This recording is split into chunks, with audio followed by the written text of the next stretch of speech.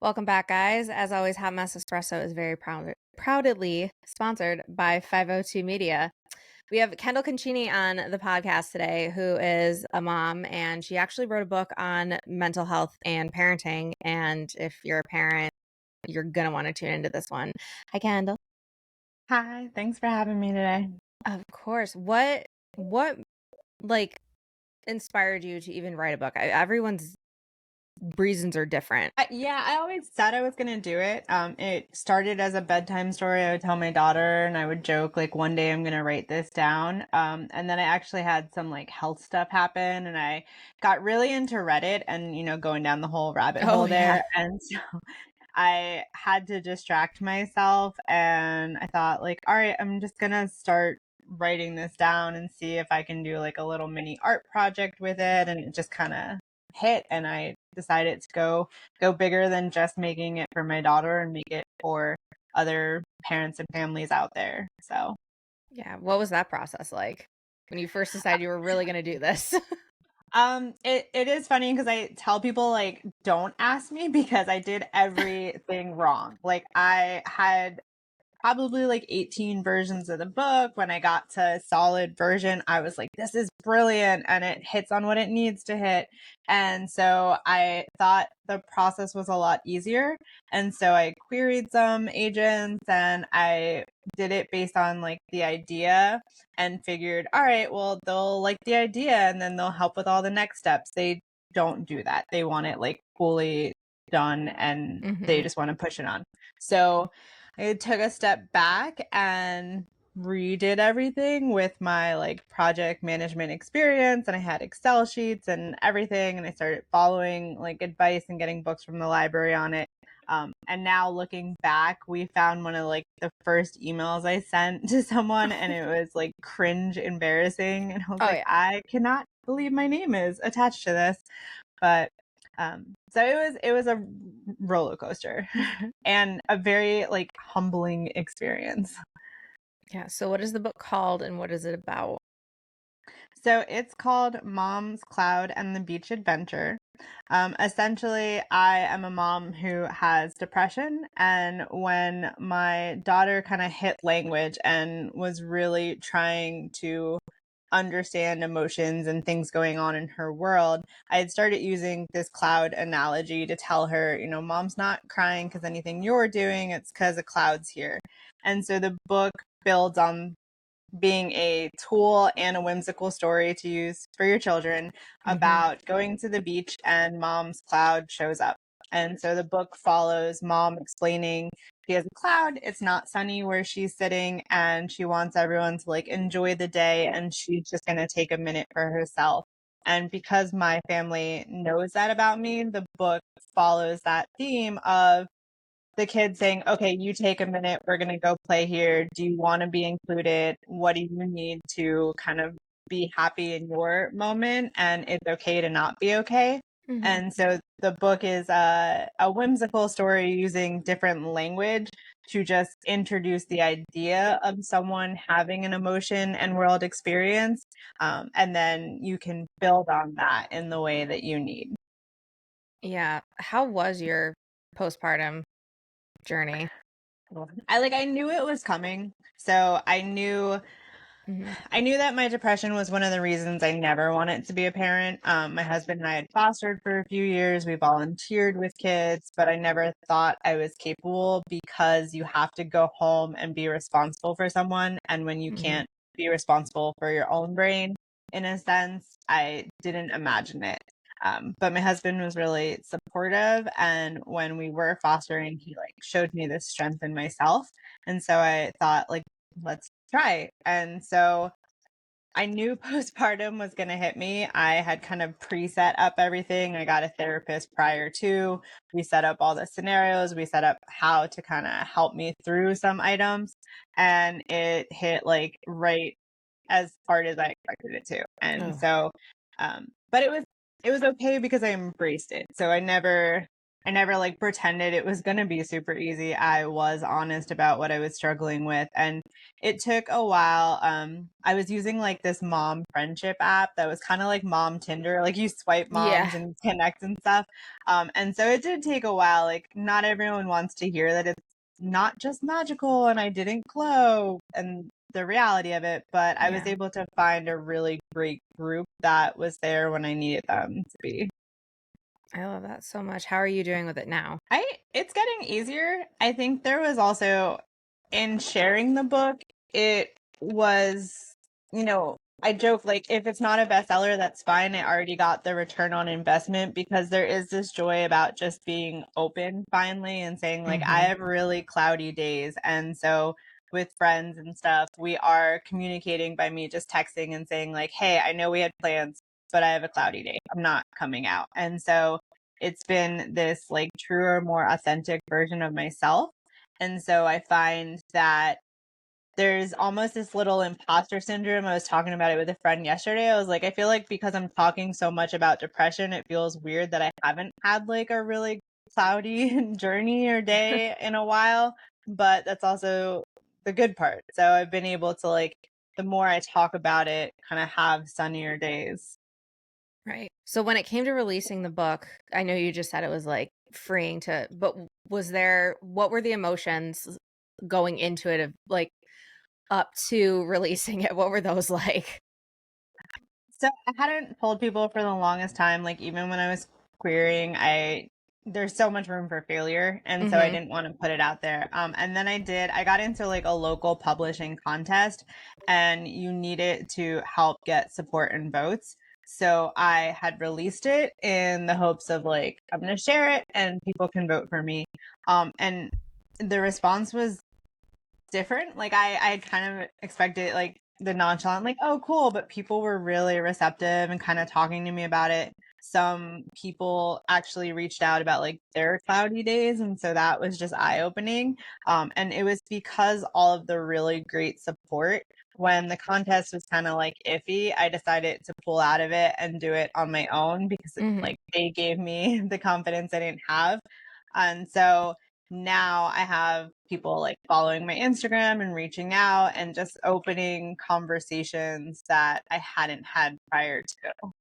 Yeah. It's it's definitely crazy when you're doing something and you're having people reach out from absolutely nowhere and you're just like, "Me? You you me." Um, My husband said that. He like I make him every now and then like help share something and he's like every time I share someone I haven't talked to in like years connects and it's strange. And I was like, yeah, it's you never know what people are going through because a lot of people don't have like the most authentic conversations. But it's been an interesting experience. yeah. Now you had talked about like a lot of the really positive feedback leading up to it and stuff like that. What was it like with your circle, like friends and stuff like that, once it was actually released, once it was out there, and once people were actually like reading it? So I had a few friends who have kids around the target age. I asked them to like beta read it, and it was really great feedback. Like I don't expect a friend to be like, "Wow, this is really missing the mark," but it was nice to like hear their kids' feedback because at the time there was no illustrations, and illustrations are going to be a big part of it. So it Mhm. was nice to hear that they were engaged and like listening to the whole thing just from the words. And I was like, that's great. And then I did like stranger beta reading to get some honest feedback, and people were pulling out parts that really connected with them. And I did get some critiques on like, this is unclear. I don't connect with this. And I was taking it with like, okay, that's going to make it stronger. But it just I have all of them saved in a folder. I've been sharing little snippets on Instagram. It was something I needed because some days you get like a rejection letter from a Mhm. traditional publisher, and then I have to like go read all the positive comments to be like, okay, I got to keep doing it because these people are my actual audience and these are the people connecting with it. Right. 1,000%. Now, I know your daughter's younger, but how has she, like, especially with this book and stuff like that, how has she learned to embrace your mental health? This is my favorite question. And I didn't even ask you to ask it. I So didn't. I just came up with it. my daughter, it's funny because, I want to be modest, but her language, like she hit way too early. Like she's 4 and I'm arguing with like a 14-year-old and I'm like, Yeah. oh, it's going Hmm. to get better. No, like one day No. we're going to sync up and this is going to be rough. But she took to it. At first, like we needed a visual. So I actually have a cloud pillow upstairs that we can put out and I can show her like, this is mom's cloud. And she gets it, but she has those moments where she will ask like if she can tell I'm kind of in a bad mood. She'll be like, is this a cloud? And it sounds sassy and I'll be like, yes it is. But my like crowning achievement is one day she had a really hard time and she was like screaming and we were duking it out. And she told me like, I'm having a tornado. And I was like, what? She goes, I'm having a tornado. I don't have clouds. I have tornadoes. And so we sat and we talked it out. And she said, well, like the tornado sucked up everything. And that's why my room's messy and it's destroying everything. And I was like, yes, it is. And then my husband came home and I told him like, Alma has tornadoes now. And she will use that to talk about her having a really bad day. And so we really enjoy it because it's like, okay, what I'm doing worked. I gave her a way to talk about Yeah. her mental health and what she needs. And then she also will say, like, nice Alma's lost in the woods. And I'll be like, bring her back and we'll talk it through. And so it's the personification kind of shows me that like if a traditional publisher says like this is too heavy for kids, I'm like no it's not. Like you can have a language. Like I'm not saying in the book, hey, I'm depressed, help mom. I'm saying mom has a cloud, something's off. And so seeing her being only 4 years old and some of her friends who are 4 who beta read it, like they understand it because you're showing them something is different here. Yeah. Honestly, side note, as an aunt to a former toddler, it is all tornado, nothing Yes. else. All tornado. But I also love that whole nice is lost in the woods. Like I know I'm capable of it, but it is just not happening right now. Because kids deal with adult level emotions, they just don't realize it. So this is Yeah. huge to even help normalize mental health for kids too. That's my hope. No, I think it's great. Are you writing more? Are you like hoping to do kind of a series on this? Have you had requests for a series? Like, Yeah, I love my illustrator. And when we were kind of talking through like what it's like to work together, she was like talking, what happens after. And we got into like marketing and stuff. And so I decided to just sign up for 3 books. My idea was to have the cloud in different places to show parents like it can happen anywhere at any time. And mhm, so recently I am working while I'm like waiting on book 1 to kind of finalize the illustrations. I'm working on book 2. And so book 1 really focuses, the beach was an easy analogy. To the unpopular opinion, I do not love the beach. same. I am overwhelmed by it. I'm not a water parent. That my husband's like, you get in the water in the book. And I'm like, it is the only time you will see me in the water. In the book, Yes. fictionally. Yes, he like read it the first time and he was like, "So the ending?" And I was like, "I know, but I couldn't write it any other way." And so the beach was easy and it's about like trying to do something and pull yourself out of it. And book 2, I'm really focused on a way where mom doesn't like try to pull herself out of it. They just kind of embrace where she is around her. And so when the cloud comes, they're playing and they make her a character based on the cloud being there. So it's kind of a shift in depression to say this is book 1 is like depression can look like you're trying really hard and doing this. Book 2 can look like you just need to sit with it. And then book 3 is going to look like, we're not even leaving the house. So it's just going to be like, we need a day inside. And because Mhm. depression does look different to everyone, it's been a lot of people when they heard I had it, they're like, but you're so extroverted. I'm like, yeah, that's how it presents. Like I Yeah. cannot be by myself. So I overwhelm myself with plans. And so my goal is to really have a series that shows these are the different types of clouds. And then wherever it goes from there into even like other personified characters like anxiety. Yeah. How has your depression, as you said, it presents differently? How is it presented differently, mostly through your adult life? So it had been y- I was like a lot of self-doubt. I grew up in a very small town where just being different was wrong. And Same. so I really struggled with like who I am and identity and just constant like people pleasing to be a different version of myself. And so Mhm. the depression is really like over planning and overextending and just like nervous energy. And so I'll have days where I like can't decide what to do. And then it gets to this point where like nothing sounds interesting. So I stop enjoying things I normally enjoy. And I know when I'm going places like, yeah, I'm there and I'm smiling, but like in my head, it's just racing and I'm not enjoying it the way you think I'm enjoying it. I'm just there because I can't be home and sitting Right. with it.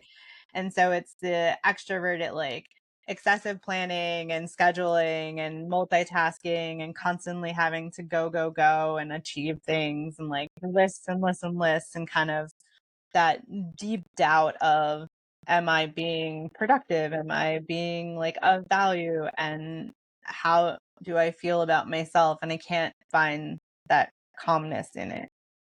No, I totally get that because I'm kind of the same way. I need to be busy because if I have any time to sit with my thoughts, they're not great. Yeah.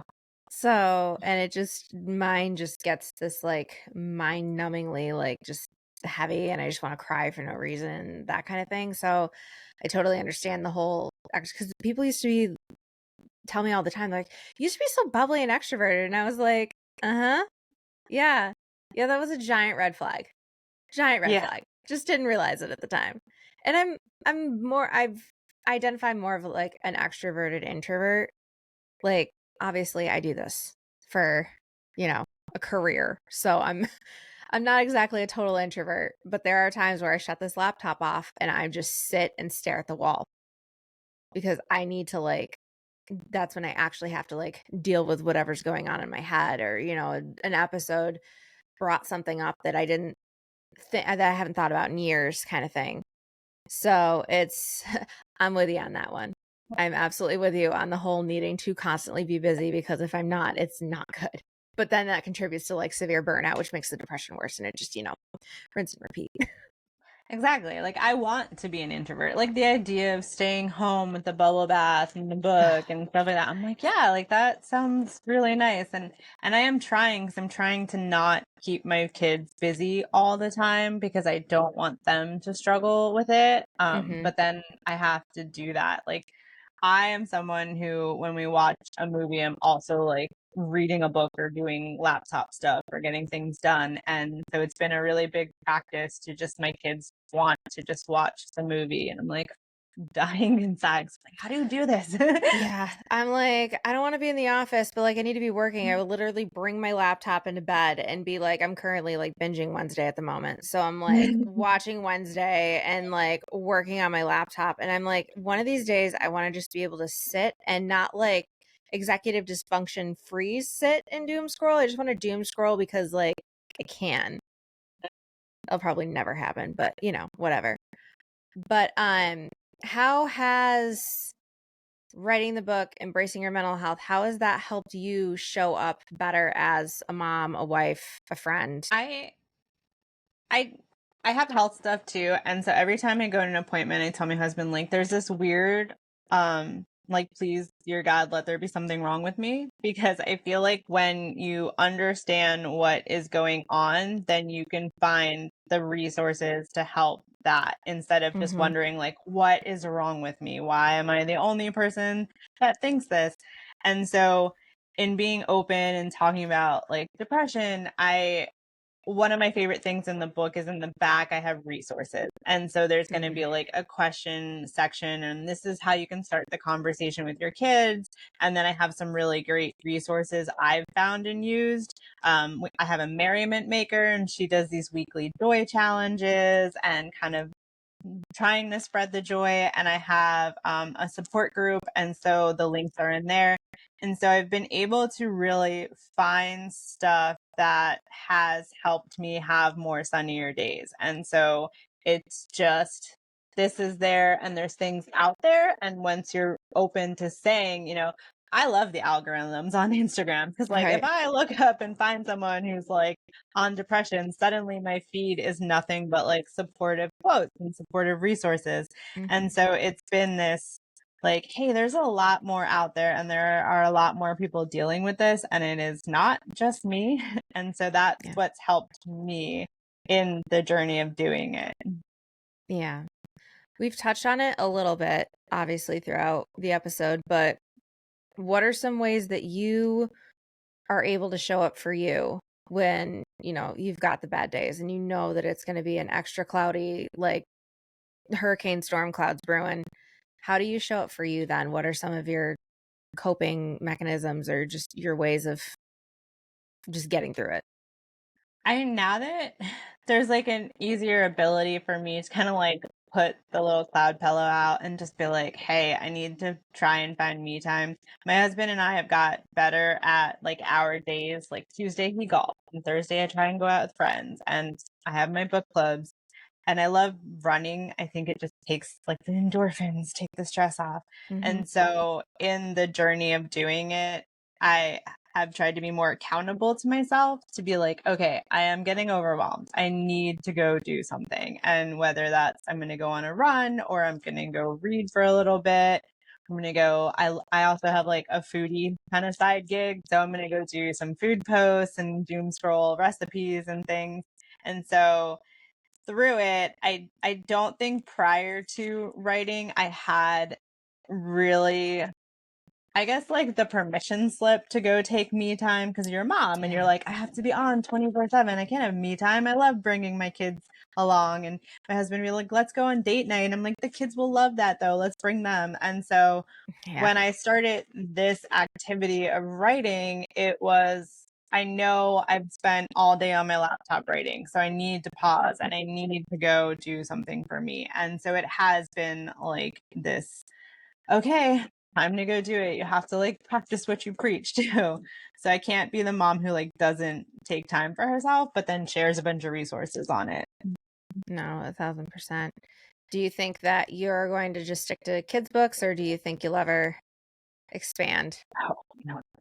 I was like, I made 1,000 words, and I'm like, that was a lot. And then I had to edit. I think I edited it down to 800. And I have a friend who, she's an author, and she wrote this sci-fi fantasy book, and it is like blowing my mind as I read it. But it's so many words. I'm like, how? Like, how did you I do this? know. Like, and she had to keep track of it because she has like three different like factions and stuff. And I was like, this is just impressive. And I've started following other authors, and they're like, oh, my word count today was this. And I was like, oh my gosh, like I probably could, like, I know where I am, I was at 1,000 words, and the traditional market was like, that's high. It should be like 500. And then if you went the other way and you went into like YA, they're like, well, you don't have enough. And I'm like, I could if I want to, but I don't want to keep track of all that.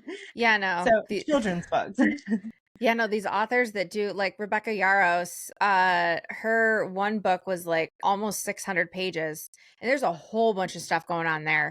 Like, usually, if I open a book and I'm looking at a map, I'm like, I am about to understand none of this because there's just so much going on. Fantasy's not really my thing. I just got into um Fourth Wing and all of that, but yeah, no, I when I was in college I was like, word count, what's the minimum? Like, let me not use the I'm blanking on the word, but the do not instead of don't, like, let me use all of those. And so that it just sounds, I can't imagine, like, oh my god, I hit 1,500 words today, good for you. I did that in under 3 hours, and I'm pretty sure I was not all there. I also feel like I cheated a little bit because, like, the book is about me and my family. So the characters are my kids. It's my kids' names. The Mhm. personalities are their personalities. Like, I didn't have to come up with much, just kind of blending it together. Right. Even the quotes. So my husband's quotes to me throughout my life with him and mental health are like direct quotes that he's told me, and my daughter came up with the names of the characters. So I was Mhm. like, it's kind of this collaboration. And then back to like, I'm reading my friend's book, and like, she had to come up with all these names, like different names for cities. And I was like, Ugh. oh, now I feel like I cheated. Like, I was just like, I named her once, and now she's just going to be in all the books.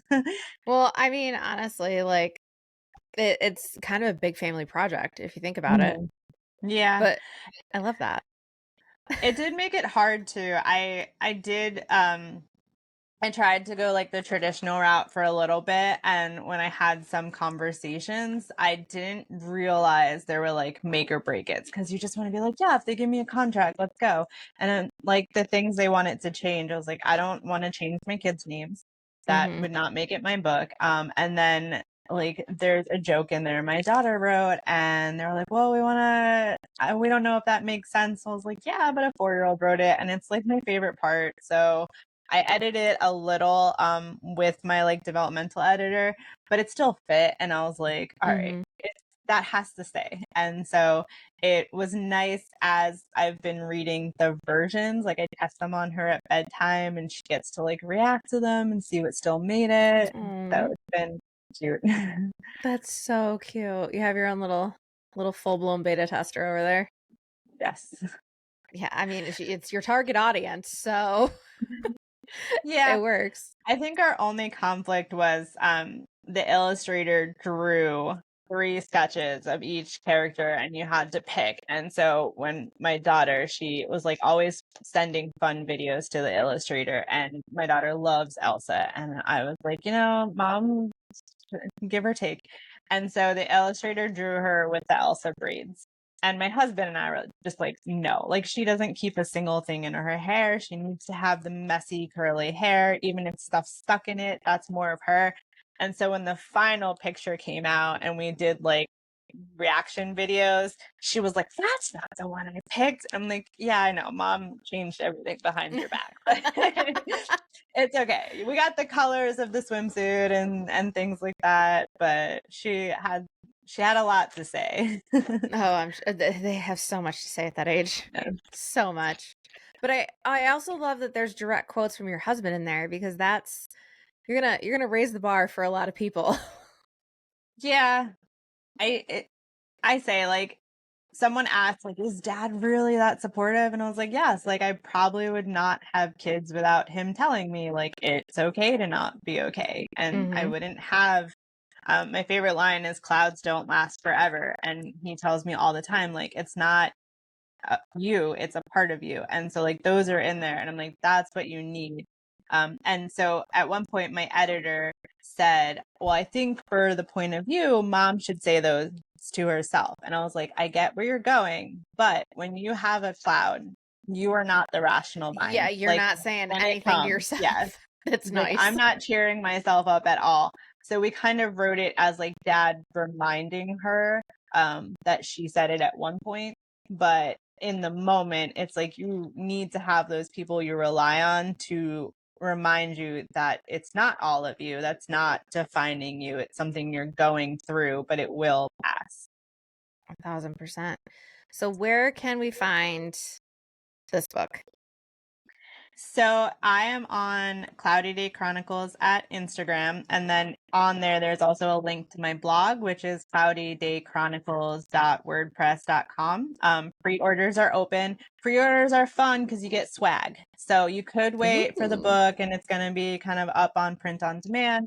But the fun swag where my kids have to kind of factory line some art and some stickers and things like that are going to be through the pre-orders. Awesome. And what's kind of the age range for this book in case there's parents that are like, my kids might be too young, they might be too old. What's kind of your target age range on this book? So the target age range I would say is like 4 to 8, which seems big, but it's also my target audience is if you are walking by in a library, at its core, it's a book about the beach. It's fun. Mm-hmm. And then if you are someone who, SEL is really big right now. So I see it for the librarians and the schools and counselors to use it as a tool to say, let's have this conversation. And so it is not just for families, but understanding what your friends are going through and understanding what just any loved one world experience is. So I tried to create it in this kind of older words too, because I think we can teach kids bigger words. We don't need to say almost dead, like she can cheer and proclaim and stuff. And so I tried to push it up a little. Mm-hmm. The blog is definitely more for the parents Right. to just have like support to hear some of the journey behind it. But I don't know. Like my daughter's 4 and she's ahead. So I don't want it's hard to say like what's your audience and like have a conversation with your kid and Yep. kind of develop them and they're ready for it if you're ready for the conversation. Yeah. Well, Kendall, thank you so, so, so much for coming on. I'm beyond stoked that you wrote this. I think it's going to help a lot of parents, a lot of kids, a lot of just we're one step closer to normalizing mental health.